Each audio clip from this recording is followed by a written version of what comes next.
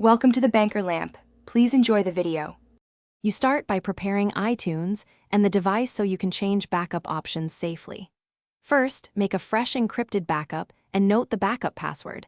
This preserves data if you need to revert. Once done, connect the device, unlock it, and tap Trust when prompted so iTunes can access settings. Make sure Find My iPhone is turned off. iTunes won't let you alter encryption state with activation locks enabled. Now open iTunes and select the device summary screen to proceed. You now disable encrypted backups in iTunes by interacting directly with the backup setting. In the summary pane, find the Encrypt iPhone Backup checkbox and uncheck it. iTunes will immediately prompt you for the backup password to confirm that you own the encrypted data. Type the correct password and press OK. iTunes will then decrypt or create a new unencrypted backup.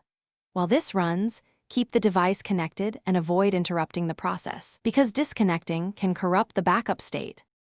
You finish by confirming the change and handling problems if they appear. After the decryption, initiate a manual backup to ensure iTunes produces an unencrypted file and the encrypt checkbox stays clear. If you cannot supply the backup password, you cannot disable encryption. Use a previously saved unencrypted backup, or, as a last resort, restore the device via DFU, which erases data. That's why backups matter. If things go wrong, update iTunes, reboot the Mac or PC and device, or switch cables and ports, then try again. Thanks for watching. If this was helpful, leave a like and consider subscribing. See you next time.